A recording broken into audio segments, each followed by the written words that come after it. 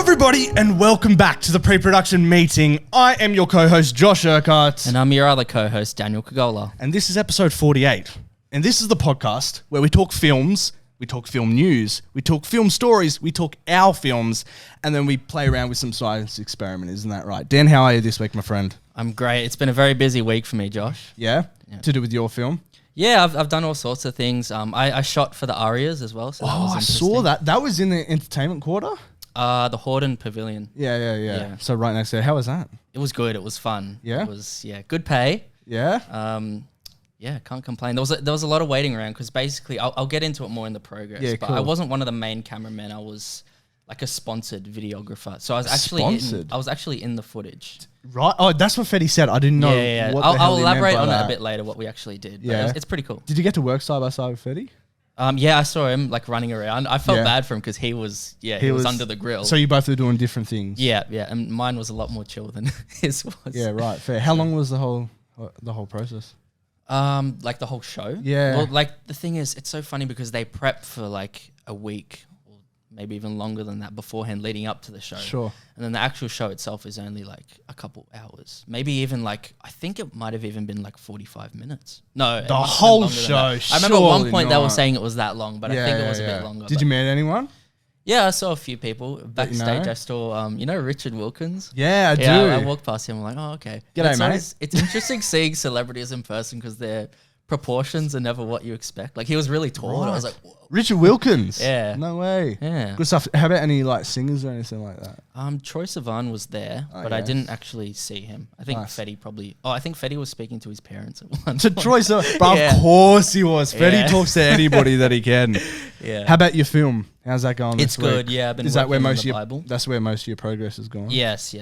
Yes. No, it's coming along well. I'm pretty happy right now. I've been waking up in cold sweats, like thinking, You told me that. does the story work? Oh. Where am I going to get my locations, my actors? So have I, except a different reason. I woke up just terrified this morning. I'm like, oh, fuck, I just had a terrible dream that Dan tore apart my new script. And then I remembered it actually happened yesterday. So You asked for it. Yeah, I know. To be fair, I did ask for it. And I am feeling a lot better about it today because I've talked to some people about it. But we'll get to that. Yes. Dan, today's a special one. Yes, we've got another special guest today. We know you guys love those. So let's get straight into it. Today's guest is a writer and a script supervisor who's originally from London. And she's currently making waves in the Australian film industry. She studied at the Lancaster University in England before going on to work as a script supervisor whilst working other jobs in order to get by financially. She's worked on projects such as the British action film Renegades, Australia's Heartbreak High, and the upcoming Australian version of The Office. She's written a multitude of short films and feature-length films, one of which I have currently picked up myself to direct, and it's currently in pre-production. Get excited for that, guys. Nice. Everyone, let's give a warm welcome to Anya Vallentin. Woo!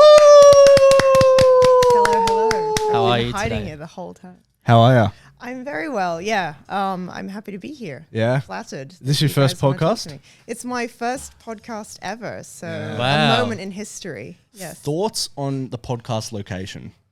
It's not what I expected. Yeah, it's a massive pub, and Yeah. they seem to have just had like an extra room, and they're like, well, We don't could know put what a to do with podcast this. room, Yeah. And you know what? Stick a bunch of mics in here. You know what the kicker is? It's free. Yeah. You're joking. Don't tell people that, Oh though, 'cause shit! they'll start Yeah, booking you it can out. beat that out. Yes, we'll bleep out the location. That's why you guys dragged me all the way out here. Okay, it all makes sense now. Oh, Got it. crazy! How do you guys know each other? I think that's a good place to start. Where did we first meet? What I set think was it it on? was Jack's film. I no, think it was no. It was father. definitely before that. Shout Really? out, Jack. Yeah. That was. Are you I think sure? that was the I second think that time. was no, it. it was before that. I think you're wrong. Yeah, because that seems place very facts. recent, right? Yeah. Are you talking no, about the it father? Was, it was. Yeah. Yeah, it was yeah, the yeah. film I before think that. it's that Dan's having a mental. It'll come blank. back to me later. Yeah, right. We definitely had a lot of mutual friends before we met. Yes, Sure, it's okay. interesting because you know how I went to AFTT and then I went to Yeah. JMC. Yeah, it's yeah, like yeah. I have two different circles and I'm sort You of do. merging those Yeah, circles yeah, together, yeah, introducing people. So it's really cool in that. You're from AFTT, right? You're Am not, I right? but like No, I feel I'm- like you know the people I know from AFTT, like I've Jack just and been other. networking Yeah. like crazy. I'm didn't go to uni here. I'm from England, so Yeah, I've only yeah, been yeah. here for like a year and a bit. Yeah. Just in that time, yeah, I was just making friends with everyone because You've only been here for a year. that's all it is. Yeah. Your accent is very like I would Oh, say yeah. 70% Aussie, No, I know. 30% Nobody knows. UK. It's Really? like I've been here That's my entire crazy. life. I think her Yeah. accent's very English. That's nuts. It's weird when I first meet an Aussie, I'm like full like fucking bogan. And Yeah. then like the more I get to know someone, the more I'll like settle back into my accent. Yeah. It's just because I've been with an Aussie for way too long and he's tainted me. And I'm just a bit of an accent killer. Because my dad's Canadian, so I also have like a bit of a I was North about to American say. thing Oh, going on. really? I didn't Yeah. know. it's just a Can, bit can of you a- say out and about for me? Out and about? Okay, so it's not. That's oot very and about. Aussie, isn't it? Sorry, that was Oot and a boot. Oot Yeah. and about. Not Oh, quite. fair enough. So he's from Canada, and whereabouts are you from yourself? I'm from London. From Yeah, London? North London. And what's your story like? Give us a rundown on that, I reckon. What, like... Yeah, just from like why you moved it over here, like what stuff were you doing in London? Yeah, born and raised in London. I didn't really want to go to uni, but my mum talked me into it. And I was like, if I'm going to be doing something for 3 years, might as well do something I'm going to enjoy. So kind of did film on a limb, not really thinking making it in film was a possibility. It was very much like a pipe dream, just like a nice thought in my teenage brain. Went to Lancaster, which is northern England, not at all very reputable, but they had a really good film course there. So I did film and creative writing for my first year there. Then I did a study abroad in Colorado, which was Oh my gosh. phenomenal. Getting to have that full college experience. It is exactly as they depict it in Hollywood movies. Really? They are not exaggerating. It's like frat wild. parties and stuff. I fully got roofied and the whole thing. Oh my goodness. Yeah, it was a whole experience. I was like, you have to get roofied once. You know, so All right. that all happened. Holy shit! Yeah, right. It was like such a fun time. Would never live in the States, but such a fun year right. of my life. And yeah, started writing scripts there. And then yeah, did my last year, and that was when I did my first ever proper on-set experience. I did like a 1 week short film shoot. And basically it was a PhD student who was like fully established in the industry. She just wanted to shoot this thing for her PhD and had a few roles left over that she didn't want to pay people for. So she was getting some students to do As the it roles, goes, and one of them was script supervising. And I thought because script is in the title that it would have more to do with writing. Yeah. That was a lie, but I found that out way too late. So I got the gig, and I sort of called a woman who was like in a roundabout way, a friend of a friend of a friend, an amazing script supervisor called Sue Miller. God, I'm going to get that wrong, aren't I? Anyway, she's like such an industry legend. She's worked with Stanley Kubrick and like Wow. insane stuff like that. She was My kind Lord. enough to just like call me over Zoom and have like a 2-hour crash course on like what is script supervising in order to prepare me for this 1 week shoot. Oh my god. So I did that. Yeah, right. And then I graduated, and then I moved back to London thinking I would be doing running jobs for like 5 years for free. Yeah. But it was just when COVID was ending. So I graduated at kind of the perfect time in terms of London absolutely blowing off. Well, the whole UK really had been as busy as ever in history. Yeah. So my first ever paid job was on an action feature. And that was the second set my I'd gosh. ever been on. So, How was that experience?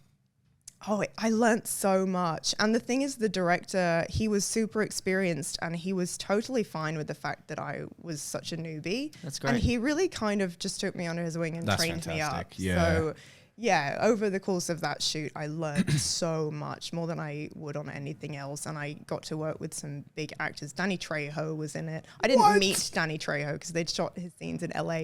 But Lee Majors, who was a big star back in the day, and yeah, all these sorts of cool people. So yeah, it was really like a pinch me moment. Was and that yeah, was that in the UK? That yeah, was action London. film? So it was like a LA and Oh London yeah, international production. co-production. Yeah, Yeah, something something. like that. So they'd shot a few scenes already when they came over Far to out. shoot our scenes. You said you never moved to America or lived there. Sorry, me and Dan have had this conversation over the last couple of weeks. Yeah. I'm the same as you. I don't know about you. I don't know if you ever gave me a proper answer. On whether I would want to move there or not. Yeah. I don't think I'd ever move there permanently. Yeah.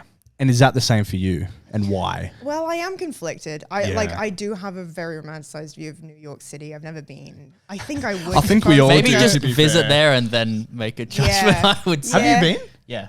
You have? Yeah. Wait, It's it's not like- as good as it made out. It's a big city, but like there's trash everywhere. Like Yeah, it's, fair. Yeah, you know but what I mean? London's like that too. London's pretty. I guess. Just grimy. get Yeah. high up in a skyscraper. You don't see the ground. Yeah, everything's Fine, so bro. expensive there as well. Like you pay so much Yeah, just for a that's true. tiny place. Yeah, As you shit. learned in London Oh recently. yes, As well. yes. Everything's like double the price. It's crazy. It's horrible. Yeah, it's All much right. nicer here. So if you were to move to America, it would be New York. Is that what you're saying? Yeah, I think so. Not LA or anything like that. No, I hear nothing but horrible things Yeah. about LA. I'm really curious just from an industry standpoint. But the things I've heard are nothing but horrible stories about everyone being fake and Yeah. just wanting to Yeah. climb the ladder, and it just doesn't seem like a very nice place to live. even if Dan it hates was Americans. beneficial.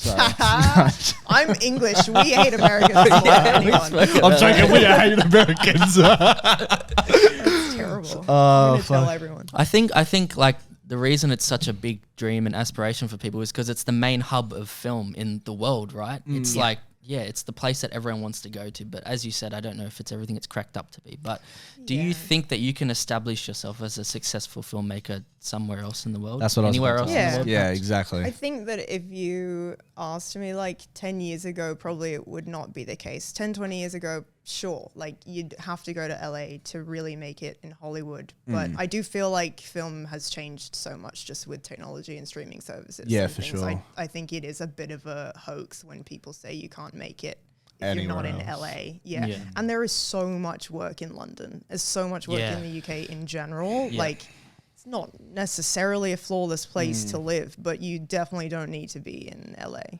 I've heard it's much easier to get gigs over in London. Like one of the actors that I recently worked with, he said the London scene, especially acting, there's a lot of opportunities. Is that the same for like crew and stuff like Oh that? yeah, it's just like 10 times bigger, the industry there. Yeah, the way I explain it to people is like, yes, you'll get more work in London, but it's highly competitive and Yeah. you have to deal with living in London, and that's Yeah. horrible because Really? it's kind of on fire at the moment.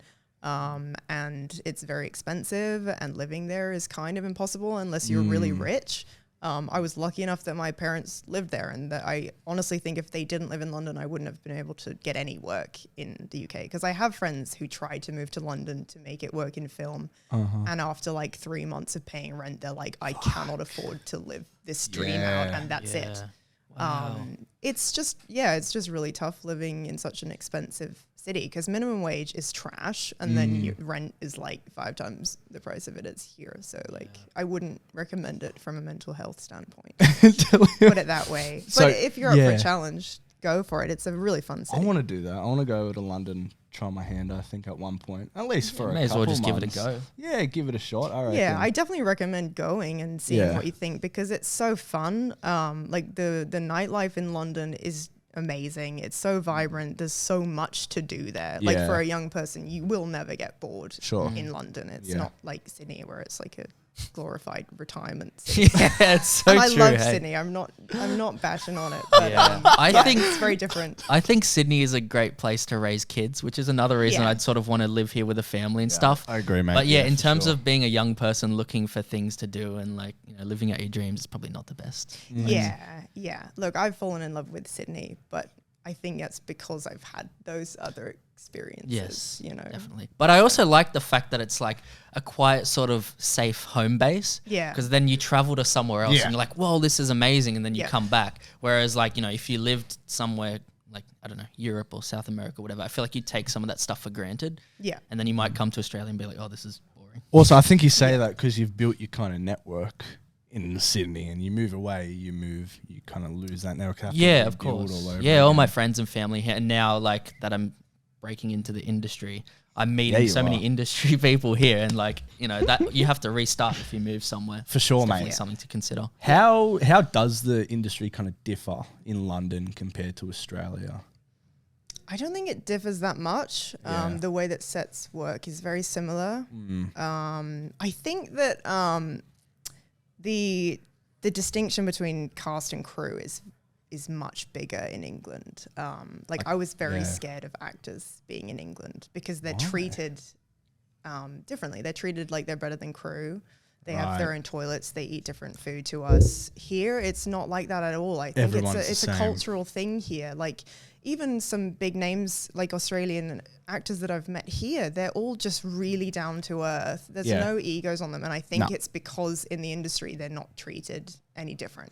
Sure. Whereas in England, they just, for whatever reason, they like making that gap. Being like crew is dirt and cast are like kings and queens. So that's been nice. I really like when people are all on the same level. Like, you know, you have lunch and everyone's going around chatting and just having a good time. Whereas like, as I'm assuming it's like in England, like it's a hierarchy and like certain people just stick to their cliques and, you know, camera department's not going to go and hang out with, I don't know, sound or the directors or whatever. Absolutely. And I kind of don't like that. That's how it should be. Like even on The Office, I was expecting it to be like that because that was the biggest budget thing I'd ever worked on. And so the first day I'm there, we break for lunch. And I was genuinely shocked that they were all just having lunch with me and that they all took the time to like say hi to me and get to know me. Because I don't know, like I've never been on a huge budget thing back home, but I just don't think it would be like that. They would be treated like little precious snowflakes and sort of like chartered off before anyone could touch them. So totally. Yeah. So you've chosen Sydney as your base one way or another. What is it about here particularly, especially for the industry? What do you see in kind of like Sydney for the future of the industry going forward? And like, what is it, how has it kind of drawn you here specifically? Oh, well, the industry isn't what drew me here. It was very much my hubby. Right. So we planned on living in Perth, of all places. Thank God that didn't happen. Yeah, and he got a job in Sydney. And so we ended up driving across the country on a 7-day roadie, which was super exciting. So yeah, it was very much for that purpose. And I was just glad that happened organically because obviously the industry here is much better than over in WA. Sure. But yeah, if I was to guess, I would say that things here in Australia generally are just on and up. Like, yes, it's underdeveloped compared to England and America, but I do think the only way is up because in general, there's just more work in film than ever before. Like streaming services have really changed the game and it's just growing everywhere. Yeah. So it's just a matter of time until it becomes more developed. So yeah. It is nice to hear some optimism around that. It is, 100%. You just always hear mate. people like shutting it down, being like, it's not. I truly think before COVID, it was that view. Yeah. And now after COVID, because people were coming here, because we were the only place that was allowing people. And then after COVID, it's like we've kind of capitalized on that momentum a bit. Yeah, and I'm pretty sure, I mean, I'm not 100% sure, you guys can fact check me, but like Netflix are putting their like HQ, they're building one. I swear I've mentioned this before in the entertainment quarter or somewhere in Sydney as one of their main HQs. And that will bring so much jobs and stuff like that into the industry. But yeah, you mentioned The Office. Now I'm a massive fan of The Office. The best show of all time. The American version? Yes, the American version. Have you watched the English? I have. It's just different humor, I guess. What do you think of the English Office? Oh, that's a good one. Oh, this is where I confess that I haven't really seen much of either of them. Flip the table. I've seen like a handful of episodes of the US one and probably one episode of the UK one. You know what? I'm actually the exact same. Yeah. What the fuck am I doing here? What on earth? Crazy. Yeah, I said to myself, like, when I got the job, I was like, I'm going to binge the whole thing. Yeah. And I was lazy and I didn't do that. So, yeah, sorry about that. No, that's all right. Look, I'm very hesitant, and same with a lot of people that I speak to about the Australian version of The Office. Now, I know you probably can't say much, but is it good? Yeah. Look, a lot of people have asked me that. I was so privileged in getting that job because how did you? Cold emails and hustling. Right. So when I first got here, I just emailed everyone and anyone, and I emailed all the script supervisors in the country, which was not a lot of people, I'll be honest. Wow. And one of those people was an incredible man named John Duong, known as John Tenuity. Nice. Oh, Yes. John Tenuity. Iconic. Anyway, he emailed back, and it was one of these moments in your life where you're like, the planets just aligned, because I was working a horrible bakery job, being very depressed, and like I had been out of work for a long time, working on short films for basically no pay, being like, maybe film's just not for me, you know? And I was coming home one day from a horrible shift. I was probably covered in like grease and flour and all sorts of things from this bakery. And I was walking home and I look at my emails, and John has gotten back to me being like, yeah, I might have an assistant position for you. I literally ran home to my boyfriend being like, Lockie, it's happened. It's finally happened. So yeah, I was like an attachment to the script supervisor, John. Right. And it meant that I basically got to just sit with him in front of the monitor for the entire show, which That's is incredible insane. because I was one of the only people on set that actually got to watch all of it from start to finish. Yeah. And I can safely say that it is genuinely hilarious. Awesome. The problem, I think, that, well, not the problem, but the concern is like, I believe it's funny. It's just whether Americans and Brits actually take the step to be like, oh, maybe it's going to be good. I'll try that first episode. Yeah. Like if people watch the first episode, I think they'll be blown away, but it's just whether they'll be curious enough to actually go and do that, which is what we have to be hoping for. Yeah. All right. We'll Yeah. see. I'm very hesitant, but I'm optimistic. Yeah, look, Felicity Ward is an absolute dream. She is a comedic genius, like seriously, as well as being just one of the nicest people on the planet. She's such a powerhouse. So Okay. Yeah. That's great. Do you want to lead into the next topic or whatever we do? Yeah, sure. I just wanted to ask you another question. So we haven't actually defined what a script supervisor is for the listeners. Absolutely. So do you want to just talk a little bit about what the role entails? yes, I'm here mostly to just represent my script supervisors Hell who are yeah. very misunderstood in this industry. You're the first one we've had on the show, so Yeah, because You're there's speaking like for all of 5 of us in the whole of Australia. Yeah. that's good though. Less competitive. Yeah, At least you're not yeah. like an actor or a DOP or something. Yes, that's true. I'm No not offense. an extra. Yes, but an extra. I can't be replaced by AI yet. It's coming.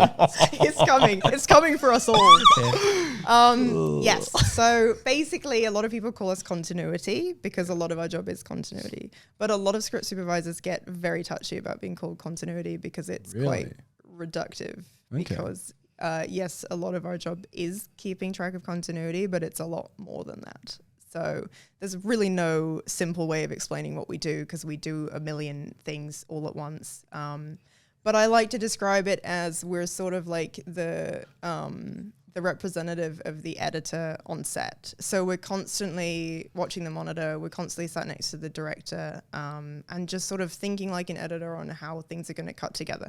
And yes, that can be, you know, whether the actor raises the same hand every take when they pick up a glass, or whether the hair is behind the ear or not on each take. But it's also thinking about the wider story and whether it makes sense logically. We're another person on set that the director or the writer can consult in terms of story questions.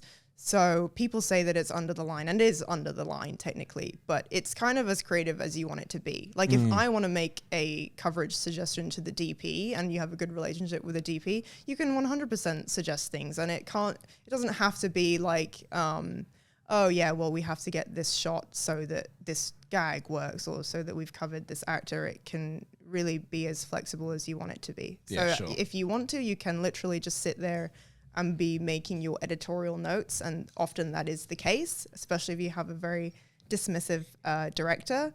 But if you have a good relationship with your crew, you can really be quite important on a film set. So How do you sort of keep track of everything? Because there's so many different elements that you just described that you have to keep on top of, right? How do you sort of have to categorize things and keep on top of everything, or how do you go about, you know, maintaining that sort of focus on everything that you need to remember?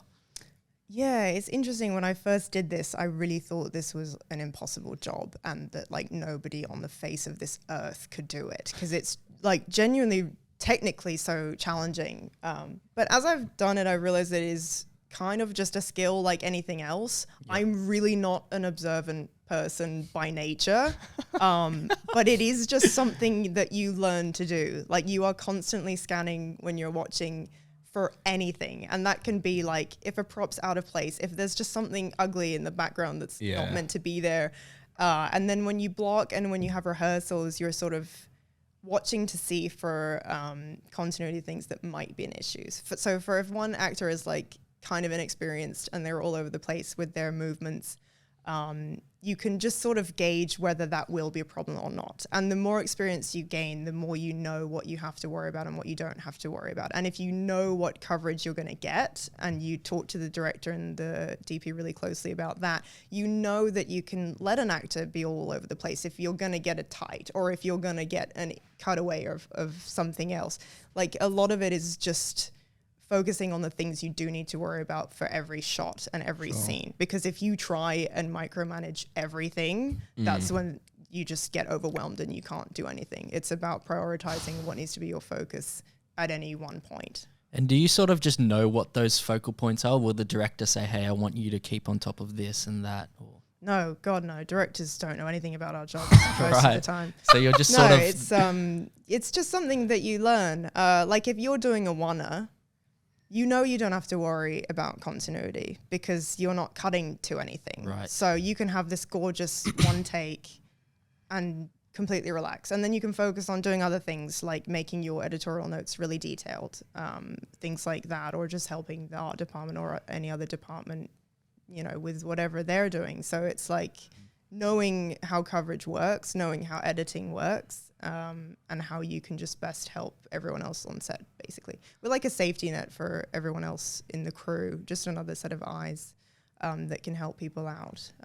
Basically, you hire a script supervisor to save time and money. Yeah. Because we catch all the mistakes that fall through the nets. And it happens a lot. There are always mistakes. It sounds very important. And you know what? I think you made a good point. Like I don't know about you, but like, especially me in film school and stuff, like we rarely touch on any of those, like script supervisor, continuity, like even like ACs and stuff like that. We don't touch on anything. It's more so, what do you do? Director, producer, producing, and cinematographer, right? Sound a little bit. And like I personally as well didn't realize how important a good script supervisor is until my most recent film, which was a adaptation of a 1890s period piece. And like everything has to be fucking perfect. Now, you did say what you were just saying, you've worked with some dismissive directors, and I kind of want to build on that. Has there been any horror stories from any sets, big or little, that you've been on, whether that be The Office, Heartbreak High, or any indie projects that you've been working on? Anything that you can say? Well, not really horror stories. I do just assume that directors, firstly, don't really know what I do, which is fine. I mean, directors are often, first-time directors or inexperienced, and that's okay. But the problem arises when they are inexperienced, but also egotistical or defensive, because then it's like they find our jobs a little bit threatening. Yeah, because 100%. Essentially, when you boil it down, like our jobs, it's basically just pointing out mistakes. Oh, yeah. And that can be really horrific on set. If you going about it at a wrong way, like you never want to sound like you're telling someone off. Yeah. You have to have a really good on-set demeanor. You have to say everything like it's a question, even if you know something has to happen. Like if you see something that's wrong or you see something that's weird, you always have to ask the director, like, do you think it would maybe be possibly better if we completely got rid of that? And then you let them stew for a bit and they're like, yeah, no, perfect. You know what? And then they get to think like it's their idea and everyone wins. And we don't get any recognition, but that's okay. Have you sort of had to learn how to sugarcoat things? It's 100% our job to do that. We kind of make everybody look good. Like we can help actors get their lines right and get their continuity right. We can help the art department, stand by art, stand by makeup, all these people. And if you're good about it and you're tactful about it, you'll point out mistakes or you'll preempt mistakes in a way that's very discreet and helps everybody. Like you would never, if you're experienced, you'd never shout out in front of everyone like, hey, you forgot the flowers on the table. It's like, no, you go to the department and you discreetly tell your standby person, like, hey, I think that should be over here. And then they're like, oh my God, of course, let me do that. It's like, it's very tactful. And I think that's true of any job on set, really. When you're working with personalities and you've got actors who are, you know, maybe trying to get into an emotional scene or something, like you have to do everything in a very sensitive and empathetic way. That's what I was about to ask, because like I've definitely been in those situations when directing on set, like a long ass day, and we just can't get this take right. And then the script supervisors come up to me, and it's like I'm already in that heightened state, and they're like giving like opinions, and you know, to find that line must be very, very hard. Oh yeah, but and terrifying. like what you just said, is it more? I don't really know the best way to put it. Is it more empathetic that you try to express more than saying something's wrong? Like, how do you find that line? Basically, does that make sense? Oh, it's really difficult, because it's different for every director. Yeah. Every job is completely different. The film I'm on at the moment, the director is such a dream to work with. Amazing. Like, again, she's never worked with a script supervisor, but she was completely happy to just like learn what it's like to work with me. She's like so happy with any suggestions or comments that I have. But it is different, and it's again something that comes with experience. And most of the time, you really have to pick your battles.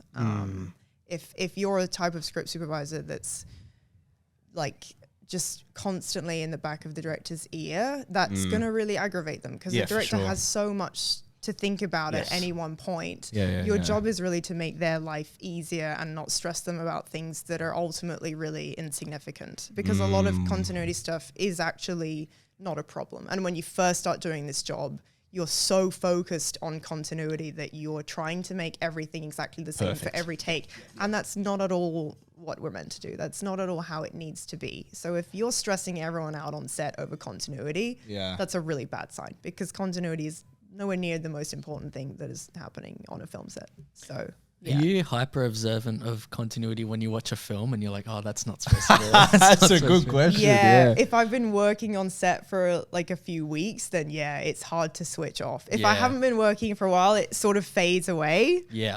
But if I'm on a job and I'm noticing something, like I watched, I went to see Dumb Money the other week. Yeah. And this is terrible. I shouldn't be outing any actor. There's an actor in that, and she's very experienced. What's her name? Go on. Yeah, she's not gonna. They're not gonna watch this. We're filming a pub. They're not gonna. It's not even necessarily a criticism, but it surprised me from such an experienced actor. But Shailene Woodley in one of these scenes. Shailene Woodley, shame on you. She just, her arms were in different positions for different shots, and that's something that nobody would notice. But I noticed. She express herself? No, you know what? And I saw this, and I once learnt about this, and then I saw it physically. If you're script supervising for Martin Scorsese, you must feel so like expendable, because he does not give a fuck about continuity. Yeah, but I'm sure like there are certain things that he would care about in terms of continuity, right? Like you see some. Have you seen Killers of the Flower Moon yet? Not yet. No. Like one scene, you're right, he's drinking something, and then he cuts, and then it's like he's not, and then he's picking it up again. It's so bad. But you got to notice that, like, when you see an error in a film, there's a million other errors that have been corrected. You know what I mean? Sure, but like it almost seems intentional. And I remember back to when somebody somebody told me that he doesn't give a shit about continuity. He edits for performance, not every director's going to edit for performance. But like, every director. I remember I saw like a breakdown from an editor a while ago. This editor that does like YouTube videos talking about his craft, and he gave like a percentage of like how much you prioritize each thing. So I think at the top was like the performance is the most important. Yeah. And then it's like, what was it? Like story, like the emotional beats. And then continuity is like way at the bottom. In terms of like when you're editing a scene, what you prioritize. And how does that make you feel? No, that's absolutely how it should be. Yeah? Okay. 100%. Fair. Because nobody cares. It's like, it's very minor stuff a lot of the time. I mean, I watched... the Darjeeling Limited, Wes Anderson's film, and there's a scene in it where Adrian Brody's wearing this like bead necklace, and in the wide shot it's like hanging normally, and then you cut to a mid and it's caught on his collarbone. See that And Shit it's would so annoy me. obvious. It's incredibly obvious. But it's like, who cares? You Yeah. can still enjoy the film. Me. It's a gorgeous film.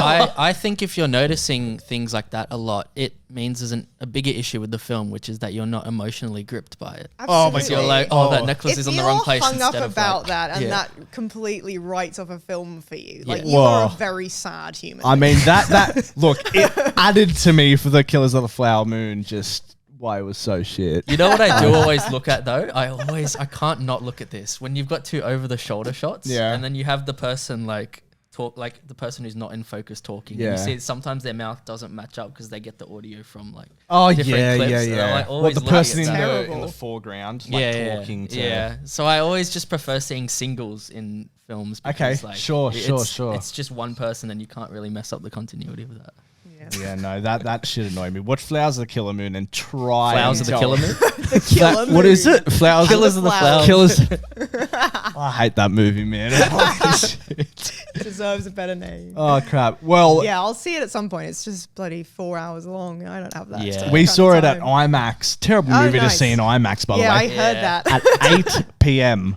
Oof, We were there that till was midnight. brave of you. Yeah. And oh God. God, maybe if it was a bit more interesting, then I would have been fine. But Yeah, like, you should have had some drinks with you or something. yeah, Get we you had one through it. Did beforehand, beforehand. yeah. I think That probably helped us go Probably to sleep. made you more tired. Yeah. helped me, it probably helped me get through the first hour before the inciting incident happened. It was fantastic. yeah. But anyway, so script supervisor, in that word is script. You write your own as well, don't you? I do. Yeah. I'm a writer as well, so that's really fun. Whenever I'm not script supervising, I'm writing. Do you have a preference for script supervising or writing, screenplay writing?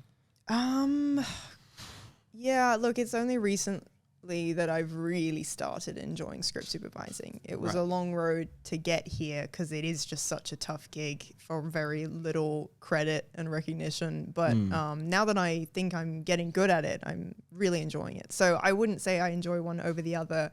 Writing is one of those things I think I really was meant to do. Like I've always written as a kid, and it's always what I wanted to be when I grew up, was a writer. So yeah, I'd naturally say writer, but I'd never give up being on set, because being on set is like nothing else, and it's so great. addictive. It's like a little adventure, isn't it? Yeah, so if I got to be a writer on bigger productions where they do get to be on set, that would be just amazing. But on the projects I'm at the moment, usually the writer's not there, or it's the writer who is the director. So yeah, I love being on set, and therefore would never give up script supervising, at least not yet. Damn. Very good. Yeah. Would you ever direct any of your own films that you've written? Well, she has. Yeah. Oh, you have? I've Fantastic. directed like 2. Yeah, I think at this stage I'm happy to not Yeah. direct. Yeah, sure. Mostly just because I'm stingy and Okay. films Yeah. cost money, Yeah. which I true. don't. How you finding that, have. Dan? Yeah, Oh, next question.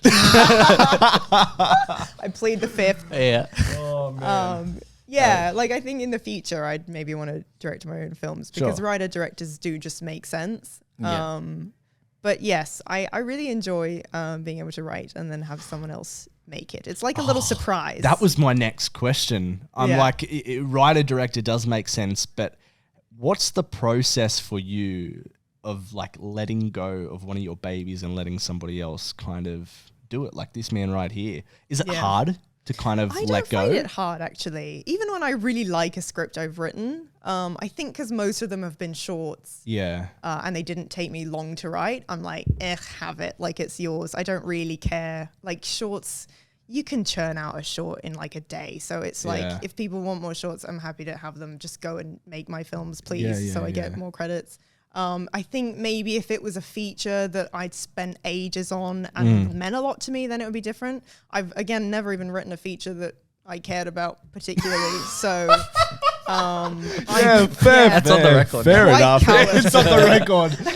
If you have, you can quote me on that. It's on my CV. Yeah. So yeah, I'm not very precious about my scripts at the moment, but that's probably because I've never really written something that was very serious. That's what sort of strikes me about Baron, because it's like I almost, when you sent it to me, you're like, oh, I've just got a few scripts, like have a read and let me know what you think. Like it was almost like a throwaway script, but then I read it and I'm like, this is so layered and complex. And any questions Yeah, I cool. asked you about it, you knew the answers. It wasn't just like, oh, I just threw that in because I don't know why. Yeah. Like you had like multiple reasons for why you made every choice. I feel like you're extremely intentional with your writing and know how to make things very layered, and also in such a short amount of time. Like, it's a 7-minute film and it's so layered.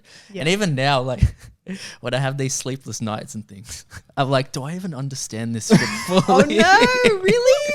Yeah, like I'm like, do I fully understand all the layers of it? Like I'm constantly breaking it down in my head and trying to And constantly think about what it breaking down actually full stop. Breaking Right. it and myself down. I'm sorry that I've done that to you. No, it's okay. It's not that complicated, Dad. I forgive you. How is that partnership going, by the way? Well, that's what I was going to say. I really like the fact that we're not just both, creative professionals working together, but we're friends as well. So we can sort of have these open discussions. I'm and really like, excited. Last time we spoke about it, like I said, I want to make a creative change. And then you were like, I don't know about that. And then we had a discussion about that, and we can both figure out like how it'll work best. And I really value your opinion, so I'm not just going to throw away what you say. But then appreciate that. you also respect me as a director and the fact that like I can make my own choices about what the film's going to be. It's it works really 100% well. yours. I think unless you're a producer or something as a writer, once you hand it off to someone, you do have to take a step back. Like I'm having my spam film shot. Yes. Finally. Yes. And apparently he's changed the name and he's got all these cool What's he people changed on the it. name to? It was called Spam, which I love. It's fitting. I want it to be spam with an exclamation mark, Yeah. like airplane. like Shazam, but Or Shazam. spam. Exactly. You guys get it. But then we had some copyright issues. Oh, shit. So because of Hormel Foods, who we did contact, we like tried to ask for money and they were like, no, you're portraying spam as like this disgusting food. No, we're not giving you money. So then we had to change tack a little bit. And then we played around with some other names. It was going to be like Monster Ham at one point, or Dead Meat was another Don't thing. know about that was- Monster Ham, but actually Dead kinda Meat like it. sounds Dead good. Meat yeah. had a bit of a double entendre going. I think the last I heard was The Revenge of the Spam. So it's still got spam in the title. Spam, It's just a longer it title. made its way back That's somehow. fantastic. Yeah, but anyway, it's like apparently he wants to do animated sequences and all this stuff, and it's like I stepped out as producer ages ago, so God. at this point I'm just just that it's happening, and I'm Yeah, like, nice. cool, you throw in all these crazy ideas, why not? Yeah. So Animation's a pain. If Austin was If here, Austin he'd was talk here. about that. Let's well, go- my dad's an animator, so I know. Oh, really? Yes. fuck, perfect. Yeah, Good stuff. it's a slog for sure, and I never wanted to go that route Mate. ever. Well, Austin would share his pain if he was here as well. We were just talking about your spam movie, right? And look, Very sophisticated stuff. I want to know, if any, and I think this goes for all your scripts, how much of yourself do you put into these movies? Especially the spam movie. Yeah, I really am. I am the spam in that film.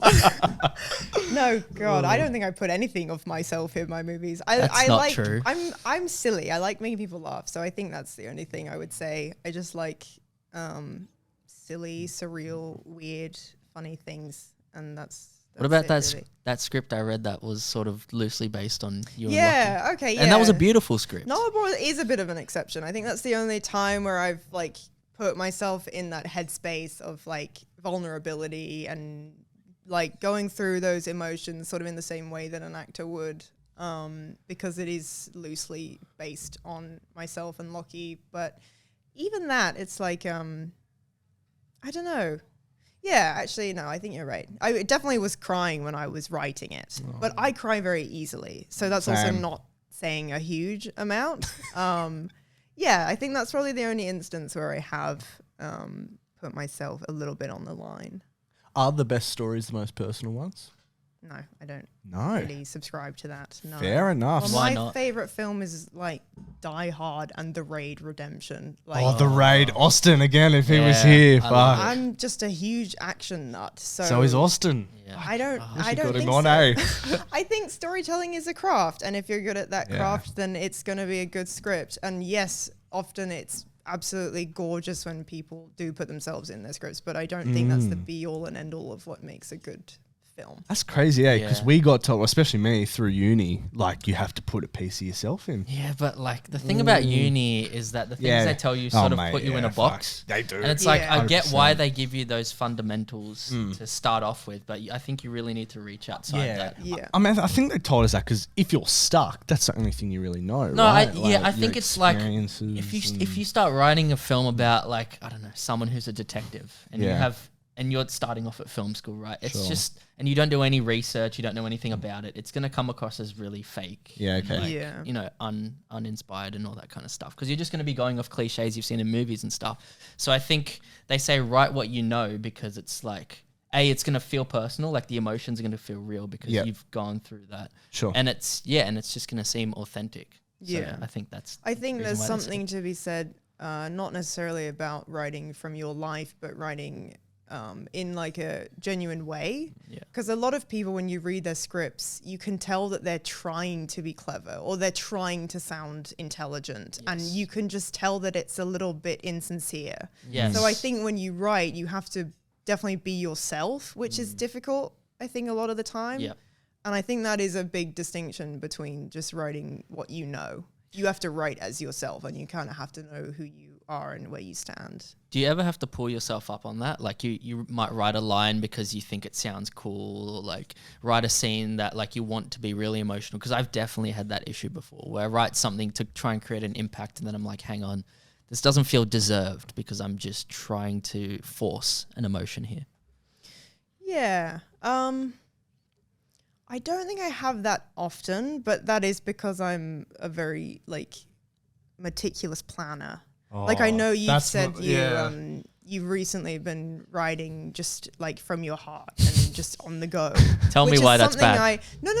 It's something I really admire. Like I wish I could do that. I just know that I can't. Well, the and I'll thing just get is, stuck. I'm still trying to find my method of writing. And Yeah. so like right now I've sort of tried to find this middle ground. Like I'm still in between writing this feature because I'm working on the short. Yeah. But when I get back to it, my plan is like, and this isn't the most efficient way, but it's what I'm trialing. Yeah. Write the film, like whatever just comes to me. So I've written that draft, then go through it again and then write a new outline based on what worked and remove what didn't. Yeah. And then write it again. Yeah. So- Which I think is very smart. Yeah. Like that works beautifully because editing is easier than writing. And if you at least have something, Yeah. maybe it doesn't work, but you can look at it and then figure out what needs to change. I think it's because I just get so stuck in that planning stage and I'm Yeah. always constantly tweaking It's things and tough. I never make progress and then Yeah. that makes me just sort of give up. So oh I yeah, needed to don't start. worry, I'm like that too. Yeah. What is your process like? I mean, I'm kind of in the same boat. I wouldn't say I have necessarily honed it at all. A lot of it is just sheer determination that I'm like, I need to finish this or it'll kill me. Yeah, right. So you just find a way to get it done. I like writing on commission because it forces me to have a deadline and to get it done quickly. Yeah. And I function much better under pressure than I do if I'm writing on spec. So interestingly, some of my favorite scripts are not my own ideas. I've written for other people. Sure. Okay. That's really interesting. So I just landed a new job writing for another production company over in England, writing an action feature, which is super exciting because I never actually write in action, even though it's my favorite genre to watch. Yeah. Because I write so that people will make my scripts and no one has money to make action films. But they have reached out and they want me to write this 85-page feature. And so they've given me the treatment. And it's quite detailed. And it's at that point, in my opinion, all the hard stuff is done. Yeah. Like she's outlined very detailed scenes and, all the things that she wants in the time constraints that she needs. And so it's really just me getting to do the fun part and actually taking the story and just writing it pretty, organically. So I find that much easier because I'm like you. I think the planning is the really hard part, and it's where all the strategizing and the thinking goes in, and you can get really stuck on that. At least I do Yeah. get stuck on that a lot, because it's often just me sitting in a room like staring at my wall all day, and it doesn't look like I've done anything, which can be Yeah. really demoralizing. But Yeah. it's like I've literally just been imagining scenarios in my head all day, and I must look like a crazy person, but like that's just what it takes a lot of the time. Yeah. So, And do you have any go-to strategies for when you get that writer's block to get out of it? when you say writer's block, you mean like patches of time where Yeah, you're not just writing anything? You're just stuck. Like, do you, I don't know, go for a walk, have a shower, I don't know, whatever. Yeah. Eat spam. Yeah. What do I do? I just go out and, forget about it. Like I just leave it for a while. If you sit there pushing it, it often doesn't work. So I'll distract myself with other things and I'll come back to it another time. And like I say, a lot of it is just sheer determination. Like I will force myself out of writer's block if I need to, because writer's block is just insecurity and procrastination. Oh my God, That's all it is. 100%. That's true. So you just need to like crack the whip and force yourself to sit down, and even if it sucks, just keep going. So That's see, this is why I don't feel like I've ever dealt with writer's block, because I prepare so much, if that makes sense. Because I know absolutely every little detail of But you're what I'm so about good to at preparing. write. I don't know. You just, as you said, you have an amazing work ethic. I think. Do you ever get distracted by things? Like, because for me, I really need to, like, I don't know, take my phone out of the room or do something just to like focus on a task. You know what? I think I let myself be distracted. Let myself be distracted for a little bit, then go back to it. I don't know. I feel like, for me especially, like preparing so many hours, breaking down treatments, beat sheets, character studies, all this stuff, by the time you get to that's the easy part. yeah. I think, like, that's I the think you're fun very part. formulaic. Like you figured out your process. Yeah. and Which you doesn't just go work for through the everybody. motion. Yeah, and I Which think for doesn't- me, I'm still yeah. figuring out my process. Yeah, and for sure. That method, that can be a bit frustrating to me, because I'm Yes. like, I don't even know how to go about this. And that's one of the reasons why I kind of prefer production to like pre-production, because pre-production sometimes and even post in a way, because production, it's like, all right, we've got an issue, let's just fix it, like instant solution, you know what I mean? Sure. Whereas like pre-production, it's like, I'm stuck, I'm sitting here, I can't think of anything, and it can be like 2 weeks of thinking before you get that answer you need. Yeah, right. Which, I don't know, can be frustrating for me. And that can be the same for post, like you're editing, like the scene's not working, I don't know how to fix it. Yeah. And it is satisfying when you finally get there, but I really like the momentum of production. See, bro, it scares the shit out of me thinking of going right into a project and starting to write, not knowing what I'm writing about and finding it along the way. I could never. I'm like that too. Yeah. But I also have the issue of like, I think I've explained this to you. Yeah. Like, you have an idea and you start writing it, but then because I keep changing things, eventually it ends up being something completely different. For which sure. Sometimes is okay, but then sometimes you haven't really figured out what your story is actually about, because it's changed. And then the so much, tones and you're all like, over the place. Yeah, and you're like, what is this? I Yeah. don't know. Yeah. Do you have a favorite story that you've written, or a favorite script, or? Yeah, that's a good question. It's a bit of an on-the-spot question, so you can take your time. I did really like my spam script. Yeah. It's changed a lot now. That sounds really salty. I really liked spam. People seem to like Nullarbor more than my other ones. Yeah. Which one? Is that the... The emotional one. Right, yeah, I really Which like is that one. interesting. Yeah. I I think, because it's personal. Like, as I told you, there was that one scene where I was like, this actually hurts my heart to read. Yeah. Well, that's good Yeah. feedback. Yeah. I don't know. I don't think I have a favorite. Ironically, I think the best feature I've ever written is the one that Dan has hilariously read, which is an erotic film. Oh, yeah. Structurally, it's gorgeous. Like, yes, there's a lot of sex scenes in it, but I think I absolutely smashed that script. No, it's good. No pun it's intended. a good read. Yeah, there you go. Dan enjoyed it very I much. love it. Right up my alley. A bit too much. I saw the trailer on your IMDb, actually. Wait, what? There's a trailer out? Yeah, and they've changed the title. What's called it called? Christmas Party now. Oh, I'm really glad they changed the Yeah. title. The Oh, title was You've not seen the hilarious, though. trailer. I didn't know they released a trailer. Yeah, it's on the IMDb. It's on your IMDb. You click on Is it, it? and then there's a poster as well. I'm so excited. Does but- it look good? Well, they Oh, I'm so excited. Bit of a- sure for what it is. Sure. Yeah. Oh, But, it's super like, low budget. They revealed the final line of the script in the trailer. Oh, really? Yeah. Of course Which I guess they did. if you don't know what the final line is, it's fine. But I Yeah. just found it funny because I'd read the script. I'm like, they literally show the ending. Oh my gosh. Oh, I can't believe they changed the name. Like, Yeah. Merry XXXmas is a hilarious title. It is a great title, yeah. Christmas Party just doesn't quite sell Oh, it. Yeah, it sounds too clean for what it hilarious. is. Yeah. That is so Sounds funny. very tame. Yeah. Well, hilariously, yeah. like when I sent the first draft off to producers, they were very complimentary, and the only notes that they really came back with that Yeah. weren't like clearance issues was like, I went way too far with the sex stuff. They Very were graphic. like, Oh, you're guys, gonna we gotta love keep this Saltburn at then. R18. Yeah, they were like, you gotta dial it back a little because this is just like straight up porn at this Yeah. point. We're going more of a 50 Shades route, and you've surpassed that.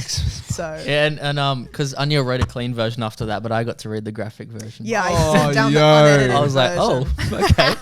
It's intense. I send it to people with like an asterisk of like, you're not allowed to see me differently as a friend after you read this. My Because goodness. it's I a lot. need to read this. Yeah, it's well, maybe you can watch it depending on when. Yeah. Fair enough. When You'll did see. you write that? That was a Oh, that while was back. like 6 months ago, maybe.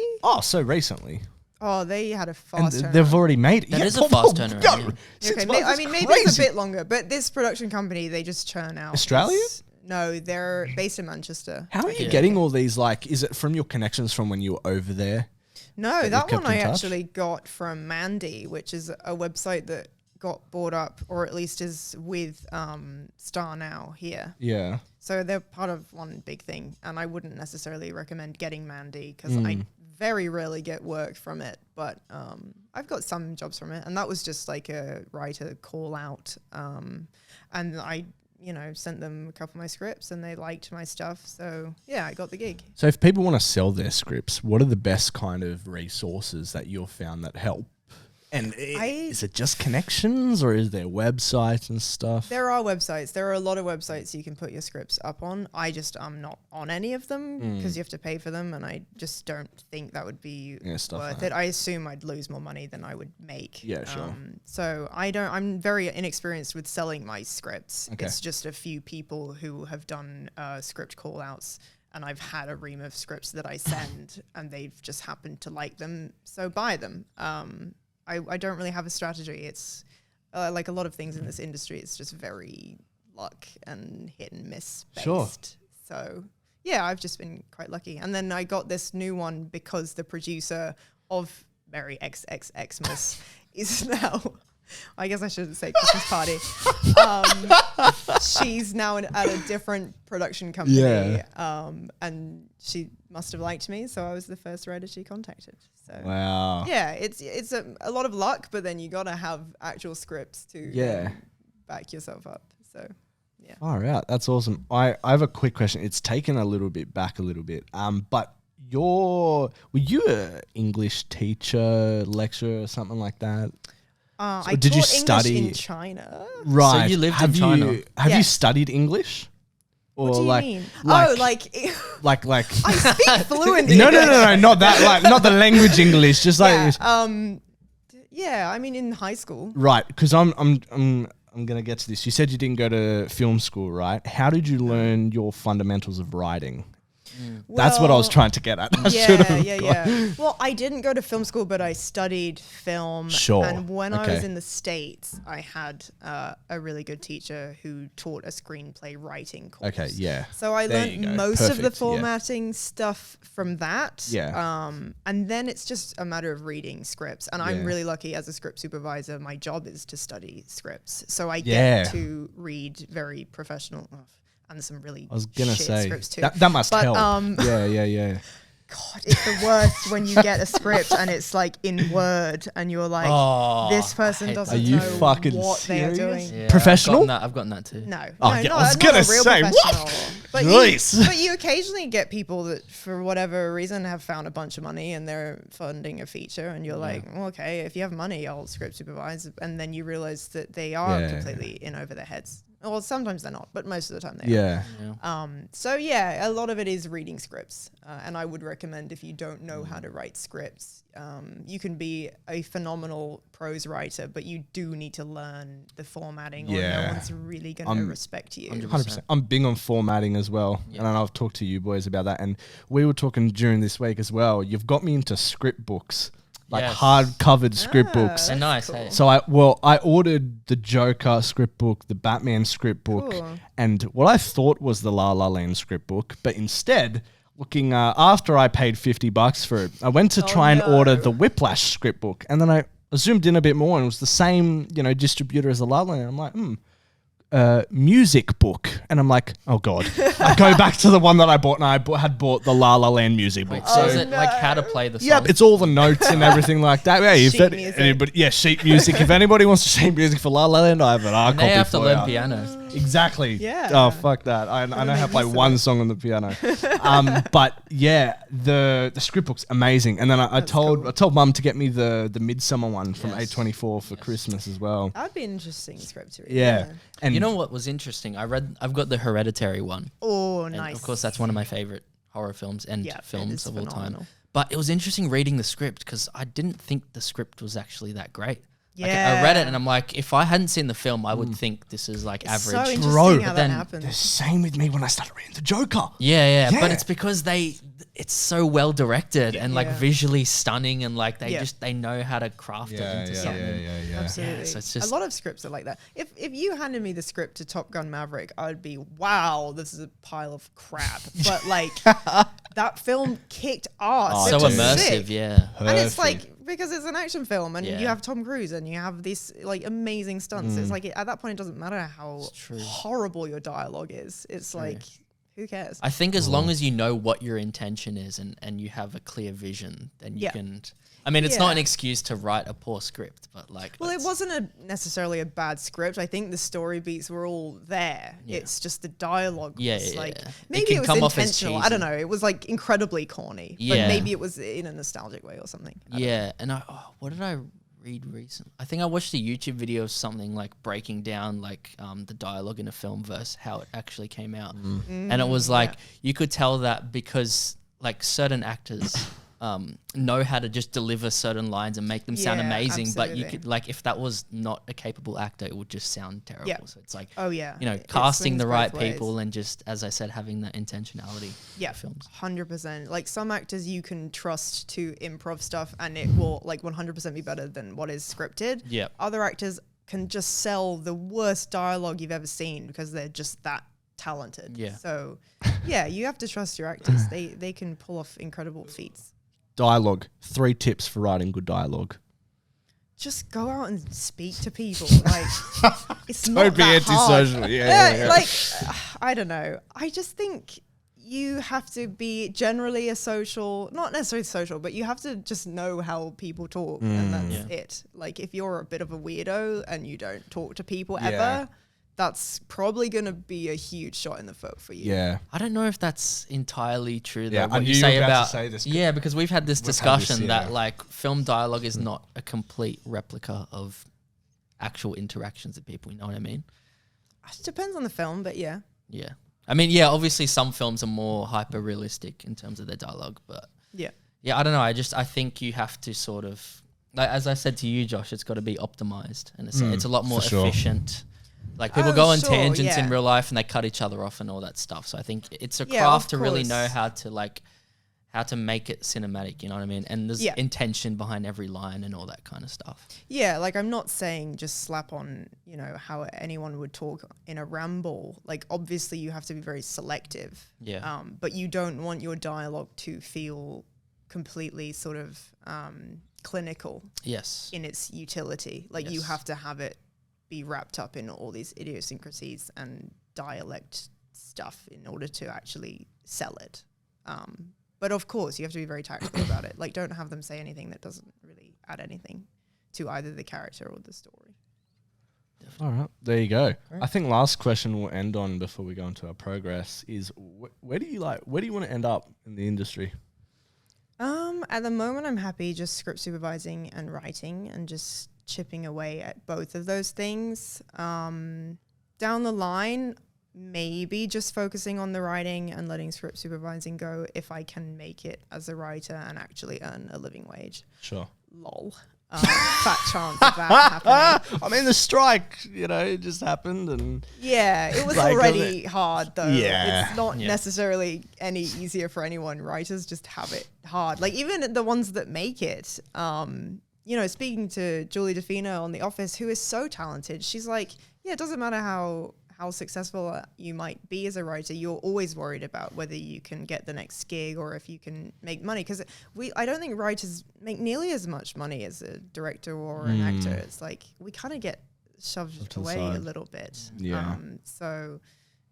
But tentatively hoping for that. Sure. And then maybe directing stuff in the future, Yeah, cool. depending on if someone wants to give me money rather than me spending my own money. Yeah. That's my general outlook at the moment. Fuck. There you go. Good stuff. Well, speaking about spending money, Dan, what's been happening this week with you, my friend? All right, so as I mentioned before, I was shooting for the Arias. Yep. So I'll explain a bit more what I was actually doing. Sure. So I was supposed to be a PA with Fetty, but they gave me a call and they're like, "Oh, do you want to actually be upgraded? Like, Upgraded, I got huh? a better pay rate and Then Fetty? yes." Fuck you, Fetty.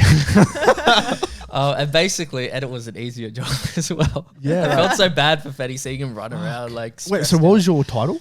So I was a videographer, but basically what I was doing was one of the segments, like the hip hop segment where the hip hop stars come on and do like a quick little show. Go on, do it for us. You were doing a... Nice, very nice. Yeah. Just been yeah. practicing. So what we had to do, me and two other people, one of which I already knew, Bella Wild, shout out to you, Bella. They gave us the new Google Pixels. Oh, Phones yeah. and a Keep it? gimbal, and we just had to slap the camera on the Yeah. gimbal and then Videography 101. and then Nice. literally just like follow these guys around on stage, and it was super easy, and it was like On stage? Is Yeah. that why you were, like, on the actual feed? yeah. Dan's 'Cause- famous now. I know, right? Yeah, you can literally Arias, if you go and look up the live stream, you can actually see me. Well, I on think stage. we were doing something for... I don't know if we had the rights to it, like, at 10, but I don't know. Continue. Yeah. So that was it was like an 8-hour shift, and I did about half an hour of work. Oh my god, that's a dream. Because they were gonna get me to do some runner work in between like the long gaps. Right? Yeah, because sure. like we did a rehearsal and then it was just waiting and then the actual thing. Yeah. And I was gonna do some PA work between that, but then I think what happened was things really had started picking up, and they were like, it's a bit too hard to onboard someone during this process. So like, you can just chill and wait until Sure. we need you for the video Yeah, stuff. yeah. But yeah, no, that was really Oh, good. yeah. That was really fun. And you were still paid like the original rate? Well, it was funny because. So what happened was. What did you do? Oh, no, I didn't do Damn. anything. No, so I came on as a PA at 30 an hour, and then Okay. I got a call and they're like, "Hey, do you want to be a videographer? What are your rates?"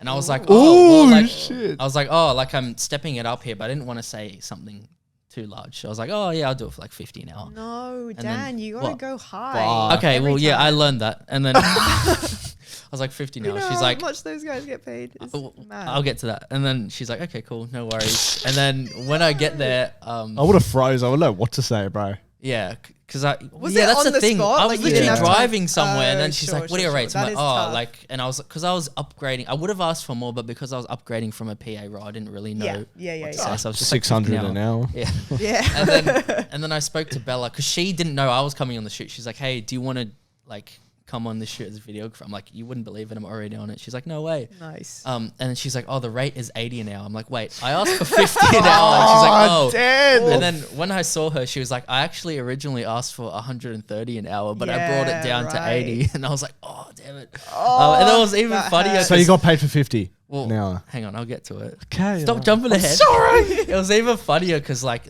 there was a third videographer there, and then he Yeah. was with another company. We're like, "How much did you ask?" He's like, "Oh, 40 an hour." Oh, the poor guy. But he was with a company, so they would just pay according to whatever his pay rate is, I guess. Yeah. sure. But then I ended up getting a call after I'd finished, and they were like, "Oh yeah, we're gonna upgrade you to 80 an hour, but like for future reference, like you can charge a bit more. Like don't undersell good on yourself, them. kind of thing." I'm like, that's really nice. You live That's and you fucking learn. so nice of them. So yeah, no, it was really good. Yeah, and then I right. felt I texted Fetty. I'm like, "Sorry, mate, you're still on 30 an hour." Oh, Just had to rub it in his face, huh? poor guy.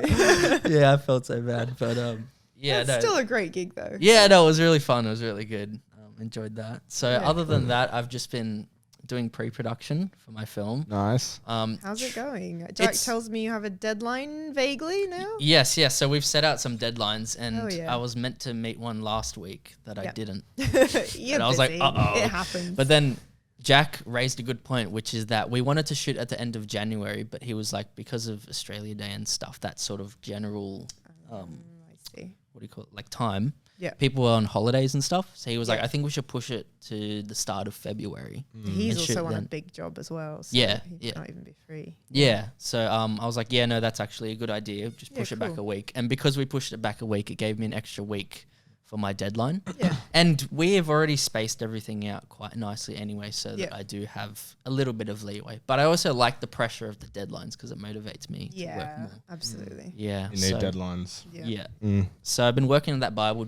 I've been making some AI art. Oh, that's just to, Nice. like, How concept cool is art. it? I love Like, it. just- But sometimes it's hard to get what you want because you're putting in the words, and sometimes I'm using And they're Midjourney. missing a finger. Yeah. Or Yeah. they give you 6 fingers. They're Yeah, not good they're with six hands. Always 6 fingers. fingers. Yo! Yeah, it's Yeah. baffling, isn't it? Yeah. You'd think they'd figure that out by now. Yeah. Yeah. Yeah. Give it like a few months and the AI will be perfect. Yeah. Are you paying for that's true. Midjourney? Yeah, I am. It's subscription based. Okay. It's like You know you 20 can do it for free on Bing? Really? Yeah, bing.com/create. Oh, is it as good? Yeah. Well, there you go. Save 5 myself fingers 20 on bucks Bing. a month. Yeah, no. So that was, and sometimes it ignores like Yeah. commands you put in as You well. can do more in Midjourney though, I'm pretty sure. Like Yeah, reference to real life photos and stuff. Yeah. Oh, can you? I Mm. haven't used that. Ask Lockie, he's a pro at it. Yeah, he is. He's great. So yeah, I've just been putting together the Bible, putting references, using Shot Deck as well to put that together, and it's Yep. it's quite satisfying, like actually putting together something that looks nice, that represents your film, and it makes it feel like you're actually getting somewhere. Yeah. But I want something that I can send to people Yep. so that they know the feel and the tone and the style of what Yeah, I'm totally. Nice. trying to create. Yep. Yeah. So What yeah. was the reference that you said felt similar? What was the film you said? when? We were messaging. It was a film that I think maybe it was Ex Machina actually. It was something along those lines. Did I say something about like the cinematography of Trainspotting? I think I said that to you at one point. Oh, yeah, maybe that was it. Do you know how it feels very grungy? Yeah. And like Gritty. I love those English films like 28 Days Later and all that. How it Yeah, feels yeah, very yeah. gritty and lived in. Very I like rough that. around the edges. Yeah, I like that kind of style. But Yeah, I think cool. I'll sort of blend that with like a little bit more of a polished look. Like I Yeah. want the style of that with the wide fisheye kind of shots and some of the, but Yeah. then sort of a more polished look that you get in like Hereditary, for example, Yeah, where I things are think very so. precise and almost like Yeah. Kubrick like. I guess it could go either way. Yeah. Yeah, so I'm It's trying to exciting. blend different worlds, and I'll talk to my DOP once I have someone on board. But I just want to finish this Bible so that I can actually send it out to my HODs. Yeah, cool. Yeah. Very exciting. I think pushing it back to Feb is good because Yeah. I also have a busy December Okay. and I want to like do Well- it properly like I usually do for ADing gigs. Yeah, yeah. So in Jan, smash it all out. Yeah, Even in cool. December, or as soon as you basically have you locked off the script, you're not changing it anymore.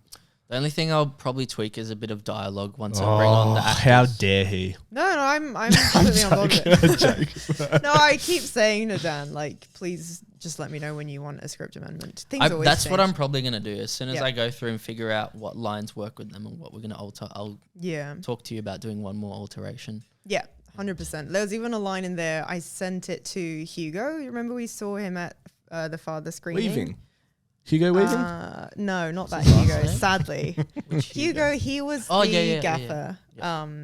Anyway, He's a great guy. He read it. He really liked it, and he commented that like one of the lines we could do without. And I think I Which do one? agree with him. I don't remember specifically which one. It was towards the end. Did he give any more feedback? Because I would like to see his feedback. That was literally all it was. It Oh, was okay. like, love it. This line, bit cheesy. And I was like, I see it. So Because I did think that about one or two lines as well that I could potentially, but that's also an Yeah. editing choice. Like, Yeah, You can of film it, course. and then if it doesn't really work, you can cut it out. Yeah, yeah. Or just even with the actors, just see what works and what doesn't.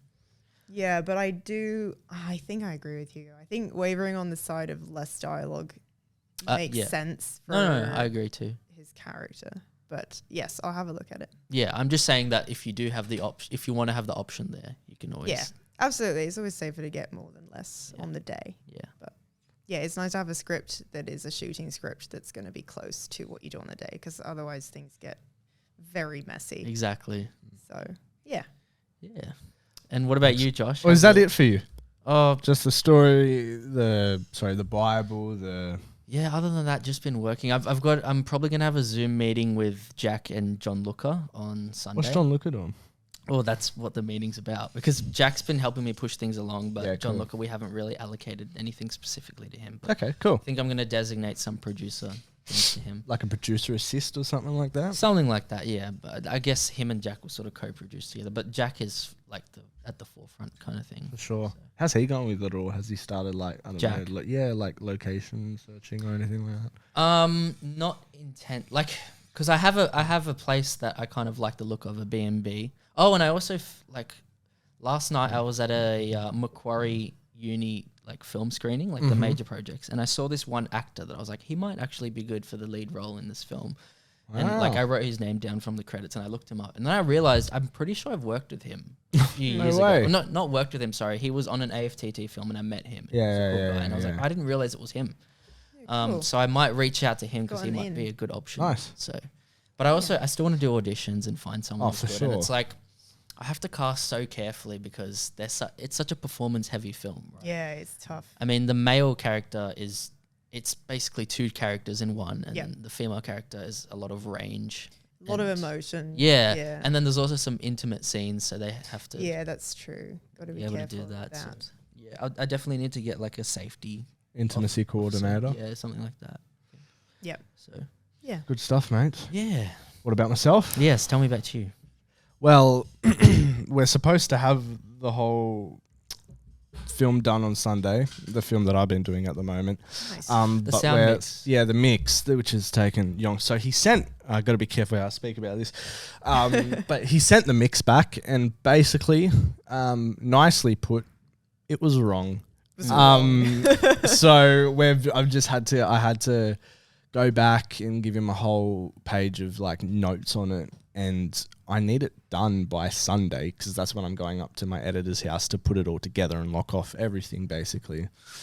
Because the following week I got to hand it into the cinema and they're going to do a technical rehearsal and stuff and then get it done. But yeah, it's just been a bit stressful, mate, because I still haven't heard back from him about the revision. So yeah, we'll see what happens there. May have to push back, not the premiere, because the premiere is on the 6th of December, Nice. but I may have to push back the delivery of the hard drive. You know what it made me think of? The whole situation with the Rocka Rocka Boys, how they got the wrong music and they were like stressing to get it well, fixed. that's what I don't know. It's just a bit stressful. I don't really get stressed out, but now, I'm not as stressed out, but that's it. And then once we just flop that in the timeline, that's done. Yeah, cool. Then, and then that we've sold now, I think, 303 tickets. Very good. Which I passed the 300, which is what I Amazing. wanted to That's get to, amazing. which is amazing. So super proud of that. And I still got people that want to come, which is fantastic. The max is like 346. So we still may get people that want to get tickets. And Did Jack may- end up may buying a have- ticket? No, he didn't. Okay. I'll remind him because I think What he a wanted to bitch. come. He The, said, the tickets are out to the public. So if you want to get one, Hell yeah, I'll come to that. $10. oh, yeah, 6th you'll of know heaps of December. people there. Yeah, it's always a fun 6th of time. December, $10. It's going to be a good night. Very And good. Jay's working on the doco. Oh, He's fully into it, asking Great. me for all these assets and I stuff think that he wants. he asked me about something as well. Oh, I was supposed to give him some Yeah. audio. Oh, okay, I have to try and dig that Yeah, up. right. And he's asking Lockett. So he's going full in. And Yeah, he's yeah, like, yeah. I knew he would. Yeah. I knew he Yeah, would. yeah. Jay, who works out here, went to film school with all of us. Oh, And the barman. and I got him to do Infamous be barman. just go around and film like a BTS. Nothing massive. It's just a little fun. Honestly, I would be happy with just BTS photos shown at the end. But he's put together like this little mini doco. He's warned me about the audio. It's not too good, but I don't care. It's just something to show after the movie. Because we have a 2-hour time slot in the cinema, so I'm like, I may as well fill it up. Yeah. How long is your film? It is 23 minutes. 23 minutes, so we're going to do a couple speeches. We've got a couple video messages from people that couldn't make it, like that are back overseas, or my composer who lives in Italy. And then we're announcing the next film. The animation's done, basically. I got like a little little title reveal animated, and one of the guys that I worked on the film that we're showing, we've created this story, and I'm in the midst of writing it, and about to rewrite it because Dan shat on it. I'm kidding, but I get it. You're actually so cut by that. No, I'm not. I'm just playing because I asked you to do it, and you did it perfectly. Tore it apart, which is great. That's what I needed. Yeah. But we're revealing that at the premiere, and then we'll finish off the night with the doco. So that's what Jay's working on. He's almost done that. I got to pick it up from him in 5 days, I think. Nice. But yeah, it's just stress trying to get this mix done, basically. And then, once that's done, that's that. And then, like I said, I sent the script to you boys, and I sent it to you, Lockie, and Osto. I don't know if Osto's read it, but you and Lockie both had basically the same advice. And then Lockie, it's funny because then I both explained to you the context, and Lockie's like, oh my God, this makes so much more sense. It's like, this has fucking insane potential. Yeah. That's what I mean. Yeah, I see the potential there. I think you just need to clarify. Exactly. And I sat down with my girlfriend this morning for about an hour and a half, and we read through the script, went through your feedback, Lockie's feedback, and also her own feedback. Yeah, okay. And it makes a lot more sense to me on the way in which to go about it now. Yeah. That's good. I'm waiting till I get feedback from everybody and then do revisions. I mean, I understand, bro. Ozma had 21 drafts before the final shooting script. And even that, you based it off something, this is completely fresh. It's completely fresh. And I mean, the dialogue was just placeholder dialogue. I mean, most of it is what I kind of wanted to go off, but a lot of it needs a lot of work. But yeah, I'm yesterday, you think you're ready when you tell the boys to fucking tear it apart. And of course, it's a bit daunting. Always hurts, bro. I know. It hurts at first, but you need it. Yeah. You need it. 100%. And I've been going back and forth in my head, like different ideas on how to work around it. And I think once I get all the feedback, because once I gave Lockie the context, he wanted all the pre-production documents as well, so he could familiarize himself with it. So then he's going to reread the script and give me proper feedback like that. Then after that, I'm going to have another meeting with my co-creator, and then see what we do from there. Then start rewriting it and just get it perfect, because I'm in no rush. Yeah. So I have your thing, and then I'll get mine done maybe like middle towards late next year. So that's basically what I've been up to, my friend. Very good. Yeah. And I think we'll just leave it there. Yeah, let's wrap it up. Leave it there. Should we reset the camera just for the exit? I think it still has 5 minutes left because we reset it at 05. Okay. So let's wrap it up. Dan, what are we going to do? Cool. We're going to tie a little bow in this episode. Amazing. And thank you so much for joining us. Round of applause. Thank you, Anya. Thank you, Anya. It's been absolutely fantastic. Did you enjoy yourself? Yes. Yes. Fantastic. We'll get you back on. We have to. Yeah. We need with Austin. He loves action films. Oh, dude. You and Austin will go. Chat films. One of his favorite movies is The Raid. Yeah. So, well, if not the so good. Like my dad went to see a screening of it, a double bill of the first and second one at the Prince Charles Cinema in London last week, and met Gareth Evans. Oh my God, Austin would die. Yeah, absolutely. He's got big things coming. It's just been held off for the strikes, but I adore Gareth Evans. Yeah. Amazing. What an absolute genius. Fantastic. Yeah. All right, Dan. We'll catch you guys next week. If you want to catch us, the full podcast, the pre-production meeting on Spotify, YouTube, the pre-prod pod on Instagram, and not really TikTok, but Instagram. That's where you'll catch us, and we will see you next week. Thanks, guys. Thank you. Bye.